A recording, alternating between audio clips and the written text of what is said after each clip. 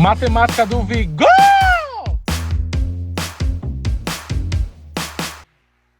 Bom dia. Bom dia, pessoal de casa.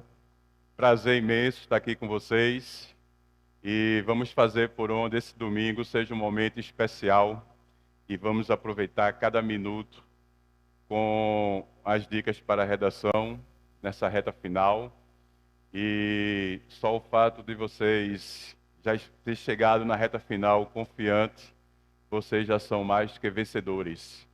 Então vamos aproveitar que o tempo está correndo e vamos trabalhar.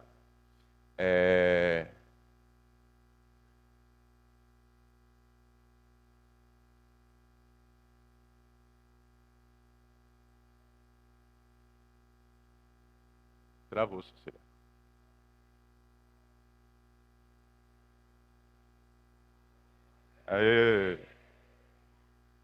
Quando falamos na redação do Enem, falamos do texto dissertativo argumentativo. Quando falamos de um texto, automaticamente lembramos de textualidade. E textualidade é uma qualidade essencial a todos os textos, porque todos eles precisam de um sentido. Eles precisam ter um sentido, uma unidade de sentido, eles precisam ter uma coerência, eles precisam ter um modo de processamento em que a realização humana em relação à produção textual, principalmente do Enem, que sempre aborda temas sociológicos, faz com que você tenha um texto e um contexto. O texto que você produziu com o sentido que você quer transmitir em relação à banca que vai corrigir a sua prova. Nessa questão do texto, a gente usa a linguagem, uma linguagem formal, uma linguagem padrão, em que vai ser uma unidade linguística em que você vai utilizar um conjunto de palavras construindo o seu texto com uma unidade de sentido, onde você vai ter um planejamento, você vai ter uma estrutura e você vai ter uma organização textual. Quando você pega a prova de redação, eu sei que a ansiedade sempre é muito grande, e a primeira coisa que você faz é ir direto no tema. Sendo que a gente esquece que antes do tema tem os textos de apoio, os textos motivadores, tem as charges. E o aluno que já vem com uma frequência de leitura cotidiana, ele tem uma facilidade de ler esses textos motivadores e já ir pegando o que chamamos de palavras-chave, que são aquelas palavras que vai dando a ele já ideias para a organização do seu texto. Quando você começa a ler o seu texto, você entra numa questão de princípio. Esse princípio é interacional. Você começa a interagir com o texto motivador. Você começa a sentir e entender o que esse texto quer transmitir para você. Ao mesmo tempo, você já vai criando uma intencionalidade. Você vai se familiarizando. Qual é a intenção do autor com aquele texto e a sua intenção em formular as ideias para você construir seus argumentos em relação ao tema que está sendo motivado por aqueles textos de apoio. A aceitabilidade é você ter um modo coerente em saber que construir argumentos concisos, precisos e com ideias bases faz com que a sua redação tenha um fundamento, tenha uma objetividade, diferente de você... Obrigado. Diferente de você conseguir montar texto com ideias apenas daquilo que você imagina. Quando você vai construir um texto argumentativo, você precisa ter a dimensão do o que é que não pode ser, o que não pode ser e o que não pode ser que não é. Por quê? Porque nem tudo que vem de ideias na nossa mente sobre o tema deve-se ir para a organização do texto. Ali a organização do texto já serve para, nesse planejamento, você ir eliminando as ideias que têm uma precisão e as ideias que você vai apenas encher o texto de palavras e não vai ter um sentido, não vai ter uma ideia, não vai ter uma configuração do que você quer transmitir em relação aos seus argumentos. A situacionalidade é que todo tema dissertativo, argumentativo, ele vai ter uma situação-problema e você vai ter que solucionar. Você vai ter essa situação-problema dentro da ideia de que você vai não só delimitar esses argumentos, como também você vai dar uma solução para eles. Quando falamos na redação do Enem, a gente lembra que o Enem tem uma flexibilidade. Ele diz que as redações serão corrigidas a partir de 8 linhas. Sendo que vocês que são leitores, vocês que vêm se preparando há 3 anos, vocês acham que uma redação, nota 1000, ficaria apta apenas a 8 linhas? E quando você vai construir o seu texto, você sabendo que você tem a sua ideia central, você tem a causa, você tem a consequência e você tem a solução, então se você vai se limitar a 8 linhas, você está desperdiçando os 3 anos que você se preparou para fazer essa prova. E quando você tem essa relação com a situação problema do tema, você começa a entender que você vai unir aquilo que você está lendo com aquilo que você já sabe. Para isso chamamos de intertextualidade. É a relação que você tem com outros textos. São outros textos dentro de outros e que você vai somando o que chamamos de repertório para que você possa utilizar na sua redação. Isso pode ser através de citações, justificativas, comparações. É a relação em que você caminha de acordo com o que você quer trabalhar no seu texto. E aí vem a questão da informatividade, que são as informações que você tem sobre o tema, sobre o que você quer argumentar. E de repente pode ter aquele momento que você lê o tema e você não entendeu nada sobre ele. Mas as informações que você tem sobre um conjunto de situações problemáticas sociais faz com que a sua mente se abra em relação ao tema que está ali. E os textos motivadores estão ali para dar essa luz, dar esse estralo, em que você vai realmente entender o que você quer. E aí aquela relação que você começa a construir com as ideias que você vai construir o seu texto. Entre o que você está lendo, com aquilo que você já sabe, e a sua mente vai abrindo. Para isso você precisa estar tranquilo e saber que aquela 1 hora extra no dia da prova de redação é o tempo que você vai utilizar para fazer a sua produção textual. Assim como também você precisa usar o rascunho. O rascunho está ali para ser usado. Essa ideia de que eu já vou fazer direto a redação porque eu estou com as ideias frescas na mente sobre o tema e eu estou dominando o tema. Não caia nessa. O rascunho serve para ser usado. Você precisa usar o rascunho justamente para ter essa relação do planejamento, organização e estruturação do seu texto. Você precisa dele para ter esse vínculo com o seu texto, em que você vai elencar, você vai amarrar, você vai construir a relação semântica das palavras que você está utilizando no seu texto. Vocês sabem que semântica é o sentido de cada palavra. E como também você vai estar dando uma sequência linguística do texto. O seu texto tem início, meio e fim, sem fugir do tema. Dissertar é tratar com com desenvolvimento um ponto doutrinário, um tema abstrato, um assunto genérico. Quando falamos da relação de um tema abstrato, um assunto genérico, ou até mesmo quando você começa a entrar em movimento com o texto ali, você vai entender que você vai expor logo suas ideias daquilo que você está fazendo com o texto, para que você crie argumentos suficientes em que você possa dar a causa e a consequência. Os temas subjetivos, você vai transformar eles numa objetividade, até porque você tem que dar uma solução. Você vai compreender o que está ali e vai interpretar, que é o que você vai tirar do tema, para ter suas ideias, construir suas ideias em cima dos seus argumentos, e também para você ir produzindo todo o contexto em que você quer mostrar do início ao fim no seu texto. Quando falamos na dissertação, ela consiste em, primeira coisa, a exposição do assunto. O assunto está lá. Você tem os textos motivadores. Você tem o tema.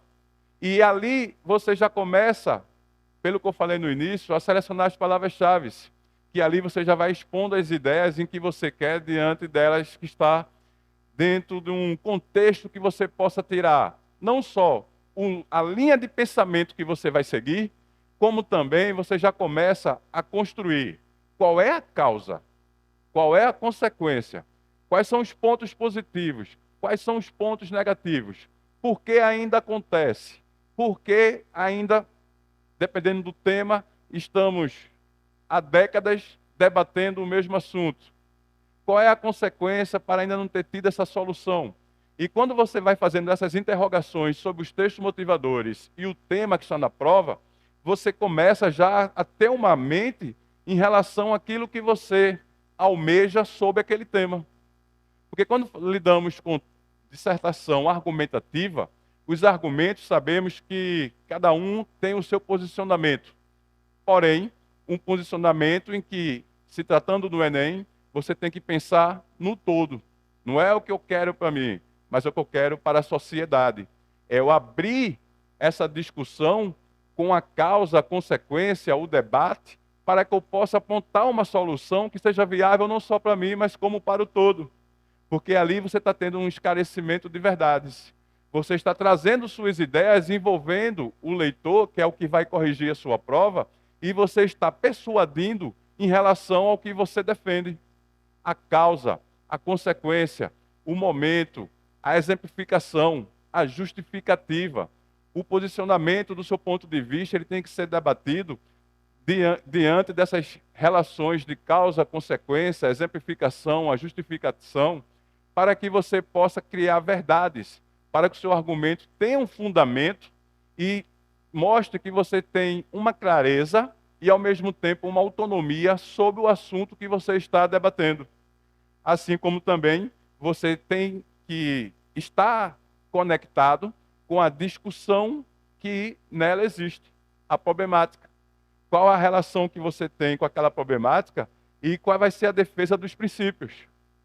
Sabemos que não devemos criar certas ideias em relação a achismo.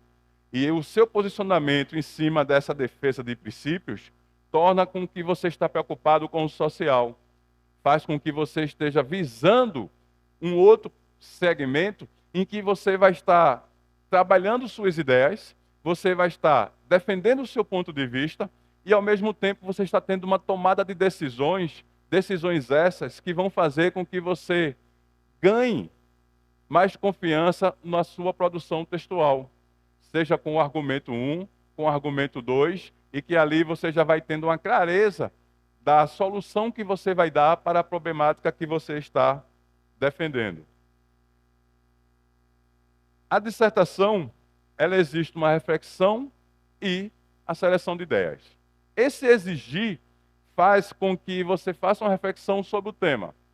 Quando você pega um tema, você deve lembrar que ele tem uma relação com a sociedade. E quando você é antenado, que você vai passeando por todas as esferas, você vai entendendo os eixos sociais em que a gente vai ter que navegar. Na aula anterior de Saviano, vocês já entenderam um pouco como é essa relação com a sociedade.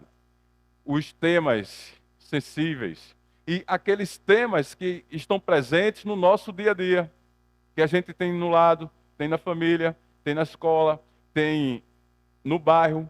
E com essa visão que você vai tendo em relação ao que você entende, o que você sabe e o que você queria que fosse resolvido naquele segmento, então você começa a ter uma visão ampla daquilo que você vai exigir no seu plano de ação do seu texto.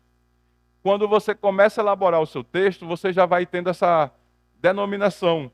Qual é a parte que você quer não só argumentar, como também a parte que você vai defender.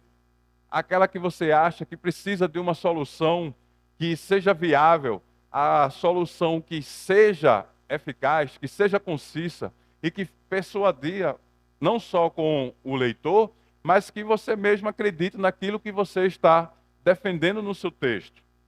A dissertação, ela implica numa discussão de ideias, porque nem todas as ideias que você tem sobre o tema, quando você lê os textos motivadores, elas devem ser relevantes.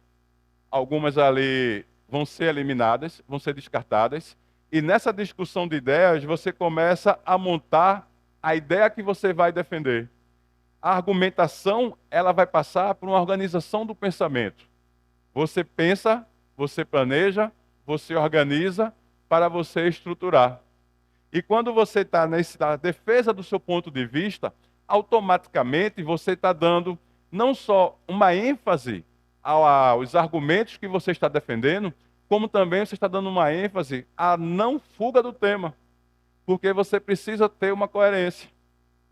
Aí vem a questão de quando você está fazendo a redação do Enem, o Enem também tem essa flexibilidade, se você vai ter um título na sua redação ou não. Mas eu sempre aconselho que você comece a produzir a sua redação. Durante a produção, nessa organização da seleção das suas ideias, você dá aquela chamada assim em você mesmo aí, eita, já sei o tema da minha redação. E você vai lá e coloca o seu título. E quando você coloca o seu título, você está dando mais ênfase à discussão das ideias que você está defendendo no seu texto. Assim como também você já tem uma organização que a sua descoberta de soluções passa por cima do título que você deu à sua redação. E esse título, ele vai dar não só uma estruturação melhor para a organização do esqueleto do seu texto, como também mostra que você estava com domínio de conteúdo sobre o que você estava desenvolvendo, sobre o debate das ideias, sobre o tema, sobre a organização dos seus argumentos. Nas qualidades do parágrafo, para cada parágrafo você vai ter uma unidade textual, a sequência lógica do texto, o sentido. Você vai ter uma clareza, você precisa ser claro. A gente brinca muito em sala de aula que em redação o simples é mais. Você tem que usar os vocabulários que você tem conhecimento, que você sabe o campo semântico deles. Às vezes, o indivíduo escuta palavras ou lê algumas palavras que ele acha interessantes e ele pega essas palavras e guarda na mente. E quando ele vai produzir o texto, ele acha um meio de utilizar essas palavras. Mas neste contexto, ele não teve a preocupação de dar uma paradinha e procurar o sentido dessas palavras, o significado delas. Então, enquanto ele acha que está fazendo um texto maravilhoso, ele está tornando o parágrafo dele incoerente pelo uso inadequado de algumas palavras que ele não sabe o campo semântico delas.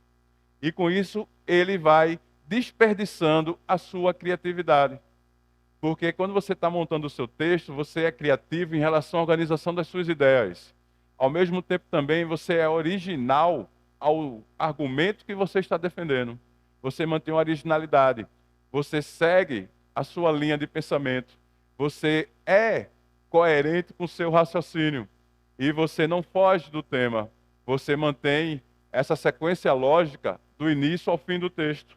E você não só é conciso, como você vai manter a unidade lógica do texto, ao que chamamos de coerência. Essa sequência de sentido, essa relação de você fazer com que o seu texto tenha um início, meio e fim. Para a gente colocar isso na prática, vocês receberam aí uma fichinha, não foi? De redação. Essa fichinha ela tem alguns textos motivadores e tem também uma imagem. E que o tema dela é sobre o futuro da inteligência artificial. Quando falamos na relação da inteligência artificial, e se formos refletir sobre ela, vamos ver o lado positivo e o lado negativo. Muitos estão vibrando com esse avanço tecnológico. Mesmo tendo um fator pessimista por trás, mas, de algum modo, e com certos cuidados, ela tem contribuído para muita coisa, principalmente para comunicação, projetos. E, nesse mesmo contexto, a inteligência artificial ela causa preocupação com a questão de identidade, segurança. Mas, por outro lado, tem aqueles que defendem que a inteligência artificial é algo futurista. E tem outros que defendem que é algo fictício. Nessa dualidade de positivo e negativo, você precisa se posicionar em relação ao que você acredita e o que você já leu sobre, para que você tenha uma causa e uma consequência sem desperdiçar as sensibilidades que estão por trás do uso da inteligência artificial, como também os pontos benéficos que ela tem trazido para o dia a dia, seja na educação, seja no meio profissional, da área da saúde, da comunicação, da área tecnológica. E neste mesmo contexto, você também começa a construir ideias, sabendo que, quando falamos de inteligência artificial, nós estamos falando de um avanço tecnológico, mas vale frisar que as grandes marcas também já têm uma preocupação em relação à humanização. E no meio de comunicação, do marketing comunicacional, no marketing digital, já se defende a tese de que, mesmo com todo esse avanço tecnológico, parece um paradoxo, mas o futuro do mercado digital, do mercado off e, principalmente, da educação é a humanização.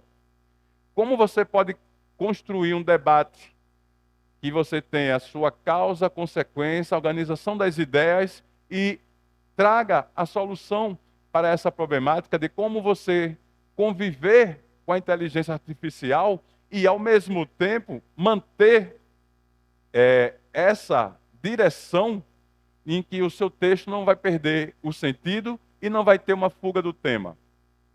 Você tem os textos motivadores, que você pode ter essa relação, e também você tem a imagem que faz você refletir, que faz você entender até que ponto existem os fatores de risco em relação à inteligência artificial e até que ponto ela pode ser útil no nosso cotidiano.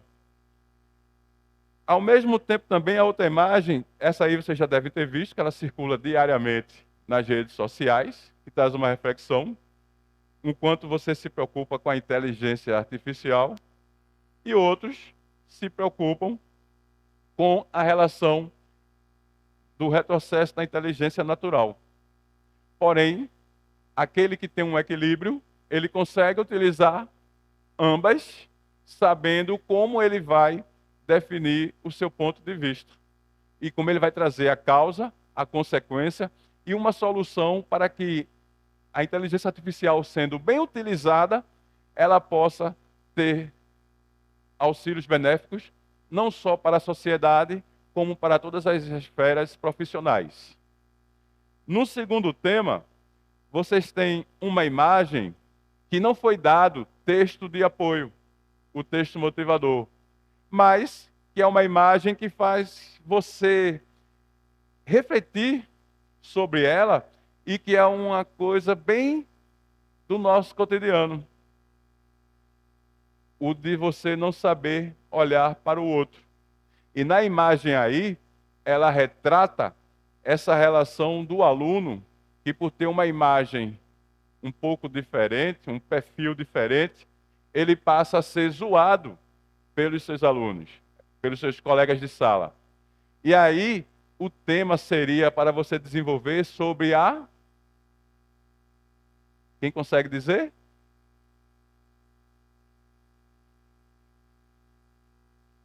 As diferenças recaem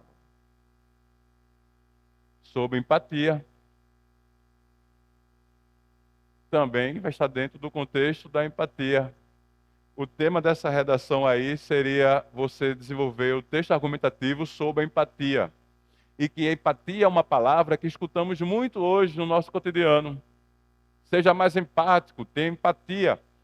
E quando a gente vai observar direitinho, dentro de um campo semântico, as pessoas têm utilizado a palavra empatia de uma forma errada. Por quê? Porque quando se fala em empatia, muito se diz, é preciso se colocar no lugar do outro. Sendo que eu não tenho como me colocar no lugar do outro. Eu posso entender que o outro é o outro, mas eu não tenho como estar no lugar do outro, porque eu posso imaginar a dor que ele sente, eu posso imaginar o momento que ele vivencia, mas eu não estou sentindo porque eu não estou dentro dele. Empatia é você entender que o outro é o outro e você ter esse respeito. É você ter afeto, compaixão. É você ter o aperto de mão. É você segurar a mão. Uma das formas mais lindas de declaração de amor é quando o outro está no momento sensível e você consegue ficar ao lado em silêncio. Porque o outro, mesmo sem querer falar sobre ele, mas ele sabe que tem alguém ali. E isso é você ser empático. Isso é você saber lidar com o pensamento do outro, com o momento do outro, as dificuldades. E a empatia, ela vai abrindo esferas para você argumentar. Passa pela questão da desigualdade, passa pela questão do preconceito, passa pela questão da heterocidade, que são preconceitos em relação às idades, passa por tantas esferas que convivemos no nosso cotidiano.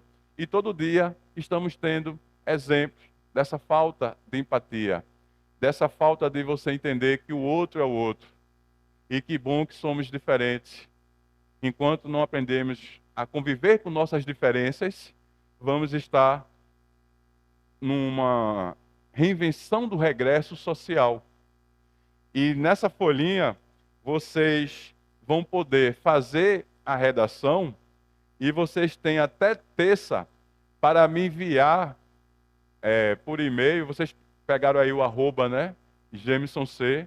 Lá tem o meu e-mail, jamesonliteratura@gmail.com, e vocês vão poder enviar essas redações até terça-feira e vão ter a devolução dela corrigida, apontando onde você poderia ter melhorado, onde você poderia ter acrescentado, e as que forem perfeitas vão estar com as observações necessárias para que elas continuem perfeitas, tá? Nesse contexto, eu tenho aí uma frase do mestre Ariano Suassuna, em que o sonho é que leva a gente para frente. Eu costumo dizer, nesses meus 23 anos de sala de aula e 23 anos trabalhando com cursinho, eu ainda alcancei a época da Covest, primeira e segunda fase, que eu tenho a sorte de trabalhar com os sonhos dos outros, e eles são tão meus. E o sonho, ele é o bem mais precioso que a gente pode ter. E que quando a gente acredita no nosso sonho, que acreditamos em nós mesmos, a gente consegue ir mais além. E vocês já são mais que vencedores. De hoje a 15 dias, vocês essa hora estão já chegando no local de prova, já estão concentrados. E lembre-se, é apenas uma prova. O seu sonho, a sua vida é muito maior que tudo isso. Você só precisa manter a calma, ser você, e que vai dar tudo certo. Tá bom? Vamos chamar a pergunta. E desde já foi um prazer estar com vocês. E envie a redação que vocês terão à volta. Falar sobre as perguntas vigorosas, inclusive, muito obrigado, professor, porque de fato esse tema é super importante. Tratar sobre a redação, tratar sobre esse ponto que acaba sendo uma casca de banana, derrubando muita gente, sendo que é uma forma da gente expressar o nosso pensamento crítico. Eu adoro, eu critico, eu digo, eita, vou criticar, vou falar, mas é super importante tratar da redação. Enquanto isso, vamos para as perguntas dos vigorosos, que eles têm bastante aqui que eu vi. Então vamos lá. Foi mandado aqui para mim, vigorosamente. Temos duas perguntas do presencial, temos uma pergunta online. A Kathleen Vitória, ela perguntou o seguinte: o que fazer quando o texto não te dá clareza ou ideias para continuar coeso e coerente? Aí vem em cima daquela tese que eu falei. Quando ela para, respira e vai lembrar aquilo que ela sabe com o que ela está lendo ali do texto. Ela vai fazer essa junção. aquilo que ela sabe com o que ela está lendo. E ela volta para o texto dela, porque aí ela vai ter uma outra mente. Porque às vezes, na ansiedade de fazer rápido, às vezes ela pode até ter o domínio sobre o que ela está falando, mas a ansiedade atrapalha. Então, quando ela vê que ela está se perdendo, para, respira, está aproveitando bem aquela 1 hora extra, volta no texto motivador, dá uma lida, porque ali já é uma terceira ou quarta, quinta lida, dependendo de como ela começou a ler a prova, e ela já volta para o texto dela com uma outra visão em cima do que ela estava falando. E é importante falar uma coisa que acaba acontecendo, é que a gente começa a se basear por bons resultados. A gente vai pegar aquelas provas, aquelas redações nota 1000, para dar uma vigorada. Né? Não, tu fala assim, nossa, essa pessoa conseguiu nota 1000 no Enem, eu vou conseguir também. Em nome do Senhor, agora a vitória! Que eu vou, você começa a pregar ali, a profetizar. Mas a pergunta que veio é da Larissa Santos. Até que ponto estudar redações nota 1000 ajuda na sua preparação para a redação do Enem? No caso, aquelas redações nota 1000 que vêm com os comentários, ela ajuda a partir do momento que ela está vendo onde tem o tópico frasal, onde tem a ideia núcleo, onde tem a causa, onde tem a consequência, onde tem a construção e a solução que foi dada, a junção do argumento 1 com o argumento 2 e a conclusão. Essas que são comentadas, vale a pena para ela ter uma visão de como ela Sim. pode elaborar o texto dela. Mas o segredo para a redação nota 1000 é ler, ler, ler e produzir. E produzir. Tem que escrever, minha gente. Tem que escrever, meu. Digitar, escrever, meter a mão para cima, que tem que treinar. Eu acredito muito que quando eu estava me preparando para a redação do Enem, uma das coisas que me ajudava era escrever para os meus amigos e criticar alguns temas. E eu perguntava aos meus amigos o que eles achavam da minha redação antes de eu passar para outros professores também. Então é super importante que você se permita ser avaliado, que você crie grupos de estudos e que dentro do seu grupo vocês consigam, de fato, trocar conhecimento e ser avaliado. É aquela coisa, você vai, quanto mais você produzir, melhor você vai ficar, porque vai ser aquele coração. É que nem eu falo com tecnologia, né? Todo mundo é que sabe mexer, mas só aprendeu como fazendo. Então, se a gente não praticar, a gente nunca vai aprender. E agora a pergunta online que chegou, que é o seguinte. Bom dia, Gil. O Brasil não está lascado não, viu? Estamos todos aprendendo com o aulão do Vigor. Minha dúvida é a seguinte. É preciso apresentar quantas propostas de intervenção no Enem? E pode repetir os conectivos? Obrigado a todos pelo aulão. Falo do bairro de Caixa d'Água, Olinda. Me chamo Pablo. Um abraço para todos. Estamos vigorando. É muito vigoroso esse aqui. Pergunta boa. É pergunta boa. É o seguinte. A proposta de intervenção, ela é existente, ela tem que ter. Você está lidando com texto dissertativo argumentativo. Então, ela pode fazer uma proposta de intervenção na causa, uma na consequência, mas não na conclusão. Na conclusão, ela apresenta a solução. Okay. E quanto à repetição de conectivo, ela tem que entender o seguinte. Pode se repetir. Não é pecado proibido. Só não pode o excesso. Tá vendo? Porque tem aqueles que realmente você não vai achar uma substituição de imediato. Isso aí ela tem que vir com um trabalho ali que ela sabe alternar eles numa boa, sem muito sacrifício. Mas se ela sabe que vai ter essa limitação, até mesmo pelo nervosismo e etc., então o ideal é que ela possa repetir, mas não com uso excessivo. Eita, como ele vigora! Ô, professor, muito obrigado. Acho que todo mundo aqui vigorou. E vamos todos vigorar nessa redação. Obrigado a vocês. Boa sorte, boa prova e fiquem com Deus. Matemática do Vigor!